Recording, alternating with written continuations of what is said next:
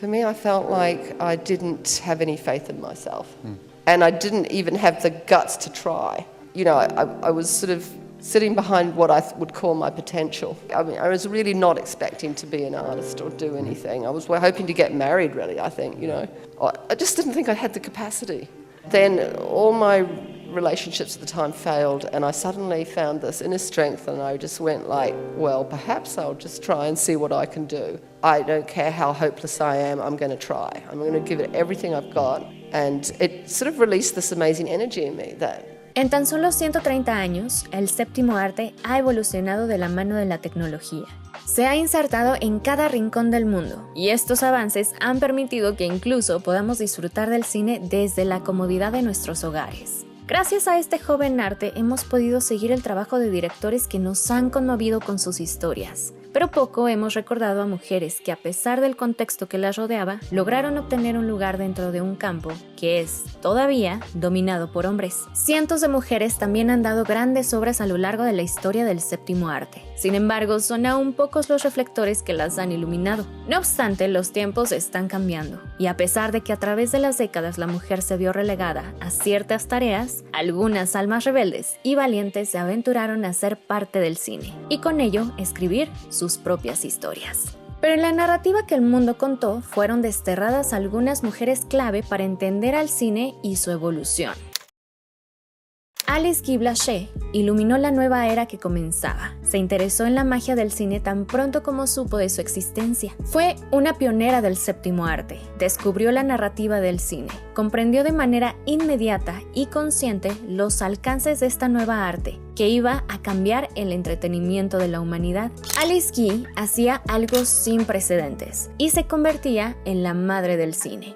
Su trabajo se extiende a más de 600 películas que dirigió sin parar, y entre las innovaciones que surgieron de la experimentación de sus trabajos están los efectos especiales y la exploración de varios géneros. Era una artista en toda la extensión de la palabra, y no solo eso, sino que también realizó la primer película protagonizada en su totalidad por negros. Ella era parte de una minoría que incluyó a otra minoría en su trabajo. Su incursión en el cine ocurrió de manera accidentada, mientras trabajaba como asistente para una tienda de fotografía propiedad de Gaumont. Cuando, llamada por la curiosidad del nuevo producto que llegó a la tienda, el cinematógrafo, se le ocurrió crear pequeñas historias con dicho aparato para poder venderlo. Gaumont aceptó su propuesta, confiado en que solo se trataría de un nuevo juguete para niños. Por cierto, su estrategia fue todo un éxito. Antes de empezar a fabricar y vender el nuevo dispositivo, Guy y Gaumont visitaron a los Lumière. Observaron sus primeros trabajos como la salida de los obreros de la fábrica y se entusiasmaron con las posibilidades del nuevo invento. Alice comenzó con la producción de las historias que había prometido a Gaumont. Su primera realización, The Cabbage Fairy, se convertiría en el primer filme con narrativa. Para esta cinta realizó los escenarios con los materiales más simples. El resultado vendió 80 copias, por lo que por supuesto Gaumont estaba encantado y la nombró jefa de producción. Para Guy, el cine era un proceso de exploración y constante descubrimiento. Guy se convirtió en cineasta antes de que el mismo término existiera. Los retos técnicos y creativos le parecían increíblemente emocionantes. No solo estaba creando una nueva forma de entretenimiento, sino que al mismo tiempo, financieramente hablando, estaba gestando toda una industria. Pero tan pronto como tuvo éxito, quisieron sacarla de la productora. Sin embargo, los miembros del consejo reconocieron su trabajo y esfuerzos, y en una decisión unánime la dejaron completamente a cargo. Supervisaba toda la producción, muchas veces escribía los guiones. Estaba a cargo de los sets, el vestuario, así como de revisar el trabajo de los demás directores de la compañía. Capacitó a los nuevos talentos, otros pioneros que gracias a su enseñanza continuaron con el negocio. Además de todas estas actividades, Guy filmaba sus propias cintas. Sin embargo, la injusta historia contada por unos cuantos la borró del mundo del cine. Y solo hasta hace poco se volvió a reconocer su importancia. Algunos redujeron sus méritos recordándola como la secretaria o posible amante de Gaumont, o adjudicaron la autoría de sus filmes a sus directores de fotografía. Pero las filas de mujeres dedicadas al séptimo arte son bastante largas. En el otro lado del mundo surgiría otra gran pionera del séptimo arte, la mexicana Mimi Derba. Inició su carrera en el teatro. Traía arte en la sangre. Bailaba, actuaba, cantaba y escribía. Después de varias obras y de haber ganado bastante reconocimiento, abrió su propia compañía teatral. Vivió en un periodo de transición durante y después de la Revolución Mexicana, hecho que le marcó en todos los sentidos. Ese espíritu de lucha que aún se respiraba en el aire la motivó, así como también los movimientos feministas previos y las luchas laborales que la impulsaron a participar en el primer movimiento sindicalista de actores, lo que le costó su trabajo.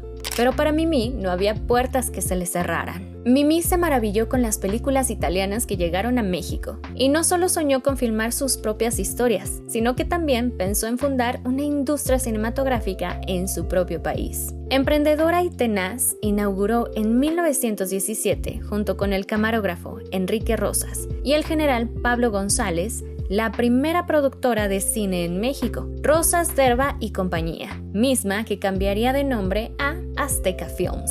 En su primer año se realizaron 5 largometrajes, casi todos producidos, escritos y protagonizados por la Derba, excepto La Tigresa, la cual dirigió, hecho por el que es considerada la primera directora de cine en México. Reconocida también por su fuerte carácter, era respetada dentro y fuera de la industria. Pronto su productora tuvo que cerrar debido a problemas económicos, pues en México no había una cadena de cines en donde distribuir sus producciones. Participó en grandes películas del cine de oro mexicano como Dos tipos de cuidado, Flor Silvestre, El paisano Jalil, Ustedes los ricos, entre otras. Colaboró también con otras grandes figuras de la época como Pedro Infante, Jorge Negrete, María Félix, Dolores del Río, Germán Valdés, entre otros. También estuvo en la primera película sonora de nuestro país, Santa. Mimí luchó siempre por llevar al cine mexicano a otras latitudes. Una directora neozelandesa le mostraba al mundo su talento. Jane Campion era la segunda mujer en ser nominada a los premios Oscar como mejor directora. Nacida en una familia dedicada a la industria, su madre era actriz y su padre director. Sin embargo, al principio no mostró ningún interés por pertenecer a este mundo. Se formó en la escuela de arte, experimentó con otras formas de expresión como la pintura. Sin embargo, descubrió rápidamente sus limitadas posibilidades. Campion necesitaba algo más para poder expresarse. Esas inquietudes la llevaron a querer hacerlo con el cine. Jane mostró un talento casi innato. Motivada por mostrar al mundo sus historias, participó en el Festival de Cine de Cannes, y en sus primeros trabajos se notaba una increíble capacidad para escribir y dirigir personajes complejos, en especial personajes femeninos. En su primer trabajo presentado en Cannes, Peel se llevó la Palma de Oro a Mejor Cortometraje. Después de este logro realizaría más obras, primero en televisión y después en la pantalla grande. Pero la cima de su carrera llegaría en 1993 con El piano, escrita y dirigida por ella. Se estrenó en el mismo festival en Francia, en donde ganó de nueva cuenta la Palma de Oro, hecho que la convirtió en la primera mujer en ganar este reconocimiento. Y en los Estados Unidos, la Academia la nominó a 8 Oscars. Se enamoró del cine porque le parecía que era el lugar más atrevido y emocionante para explorar sus propias ideas. Y aunque años después se sentía un poco sofocada por lo que consideraba una crisis en el séptimo arte, que empujaba a los realizadores a ser más complacientes y los alejaba de las historias más personales, encontró un respiro en la televisión, oportunidad que aprovechó para desarrollar otros formatos, pero sobre todo hacer algo de mayor extensión. Labor que se asemeja a la que realizó durante sus primeras etapas, en las que cultivó el cine experimental. Algo que caracteriza a Jane es la sinceridad y sutileza que tiene con su cine. En entrevistas habla sobre la falta de confianza que tenía en ella misma previa a decidirse a filmar, pero al mismo tiempo su trabajo la ha alentado a alzar su voz para invitar a más mujeres a tomar las cámaras y empezar a filmar sus propias películas. Jane Campion hace películas por una razón, para poder expresarse. Sus historias son extremadamente personales y sus personajes son vívidos e intensos, y con ello logra que la audiencia empatice con ellos. ¿Qué sería del cine sin la maravillosa obra de Agnès Varda? La belleza de sus filmes ha influenciado a miles de cineastas alrededor del mundo. Su carisma, sensibilidad y sonrisa conquistaron los corazones de las audiencias. Y se ganó el respeto de toda la industria gracias a su naturalidad y amor por el cine. Varda inició su carrera como fotógrafa y obtuvo su primer trabajo como fotoperiodista a lo largo de Europa. pero sería su don para contar historias lo que la convertiría en una de las figuras más importantes en la historia del séptimo arte. Un artista con una visión que superaba el tiempo en el que vivió. Su acercamiento con el cine fue de una manera natural y casi instintivo. Su ópera prima contenía elementos de la nueva ola francesa a pesar de que aún no se reconocía oficialmente el movimiento. Gracias a este filme se convirtió en precursora de dicha corriente y figura imprescindible para estudiarla. La famosa revista de crítica cinematográfica, Cahiers du Cinéma, rápidamente elogió su trabajo en La Pointe-Corté y sorprendió a los realizadores con su talento, ya que era una cineasta que no tenía ninguna preparación formal en el cine y su único acercamiento fue solamente en la fotografía fija. A pesar de las buenas críticas que recibió, su filme fue un fracaso financiero. La inspiración ligada a la creación son los elementos que han guiado su trabajo. Ese deseo de crear que no se detuvo ni un momento durante sus 60 años de carrera. Barda se guiaba con el corazón, por la intuición, por el sentimiento. Se interesó por las cosas bellas y simples de la vida. Una pintura, un primer encuentro, unas patatas e incluso situaciones más difíciles como entender una enfermedad. Amaba la vida y lo agradeció con cada nuevo filme. Se interesó también por los personajes marginados, gente pobre, anónima, los valientes. Incluso en la ficción le gustaba tener un poco de realidad. La madre de la nueva ola francesa, además de su espíritu artístico, emprendió su propia productora. Fue la primera mujer en recibir una Palma de Oro honorífica y en 2017 recibió un Oscar honorífico por su trayectoria, convirtiéndose también en la primera mujer en recibir dicho premio. Pronto estrenaremos las claves para entender su estilo. Entre esta lista de mujeres cineastas, era necesario reconocer el trabajo de la editora Thelma Schoonmaker, quien demostraría al mundo con sus primeros trabajos su enorme capacidad y se convertiría en la editora de cabecera de uno de los más grandes cineastas, Martin Scorsese. Pero antes de poder ser reconocido en la industria, Schoonmaker tenía otros planes para su vida laboral. Aplicó a una convocatoria para trabajar en el gobierno de los Estados Unidos, pero sus ideas liberales no le permitieron pasar la última fase del proceso. Después de tal hecho, su futuro era incierto y desconocía el camino profesional que quería seguir, pero fue en un anuncio en el famoso periódico The New York Times en el que encontró una oferta de empleo como asistente de editor, para el cual aplicó y obtuvo el trabajo.